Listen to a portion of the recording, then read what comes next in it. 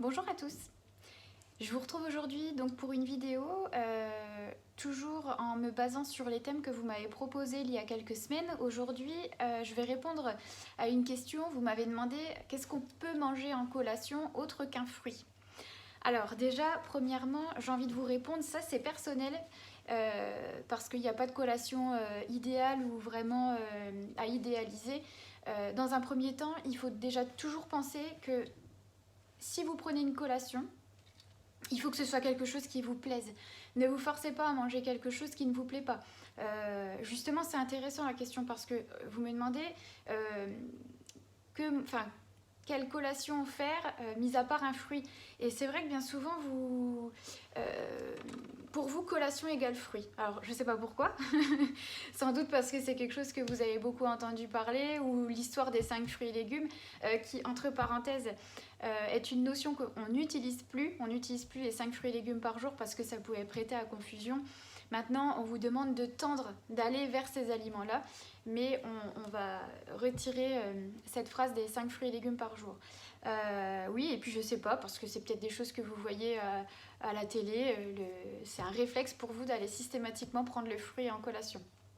Alors, si vous voulez justement un petit peu varier, moi ce que je vous conseille toujours de faire, c'est d'arriver déjà sur les repas principaux à vraiment écouter votre ressenti, parce qu'il y a quelque chose que vous ne faites pas, c'est que en général on mange par réflexe et pas par faim. C'est-à-dire que vous allez manger le plat principal, le fromage, le laitage, enfin le dessert, sans même vous poser la question de savoir si finalement à la fin du plat principal vous n'aviez déjà plus faim.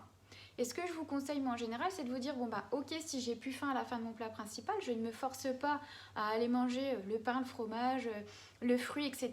Et ça, c'est des choses que vous pouvez aller décaler sur l'après-midi si vous avez faim. Et l'heure à laquelle je vais aller le décaler, c'est quand l'appétit arrive. Il n'y a pas d'heure fixe pour aller prendre sa collation, c'est quand l'appétit se déclenche, je vais aller prendre ma collation. Donc vous l'aurez compris, du coup la collation, ça peut être effectivement le fruit, mais ça peut être aussi le yaourt, le pain et le fromage, ça peut être tout ça ensemble, le pain, le fromage plus le fruit. Ce que vous pouvez faire aussi, c'est aller y ajouter un peu de fruits oléagineux, les noix, les amandes, les noisettes, etc.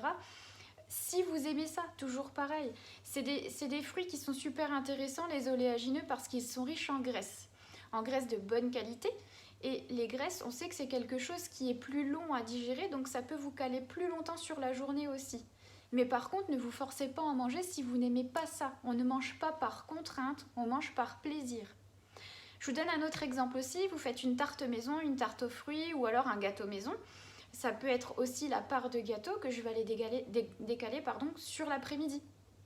Là, je vais aller prendre ma part de tarte, plus un yaourt, plus une poignée d'amandes. Je me fais une belle collation, je fractionne et j'arrive pas forcément affamée au repas du soir. Donc voilà, c'est plein de petites choses comme ça. Essayez quand même d'aller toujours vers le fait maison, privilégier le fait maison. C'est pour ça que je vous dis, ça peut être un gâteau maison. Ce sera toujours meilleur que l'industriel. Mais le mieux, c'est quand même d'écouter vos sensations sur les repas qui précèdent, de ne pas vous forcer à manger pour aller décaler. Donc non, la collation, ce n'est pas forcément le fruit. D'ailleurs, je peux terminer mon repas d'avant par le fruit et aller décaler le laitage par exemple sur l'après-midi, plus une poignée d'oléagineux, plus une part de gâteau que j'aurais fait maison. Là encore, ça dépend de votre appétit. Donc, j'espère que cette petite vidéo répondra à votre question pour aller justement aller grignoter un petit truc sur l'après-midi lorsque vous avez faim. Bien entendu que c'est pas forcément le fruit et puis c'est pas toujours le plus intéressant d'aller prendre que le fruit. Voilà. Je vous souhaite une très belle journée et je vous dis à très vite.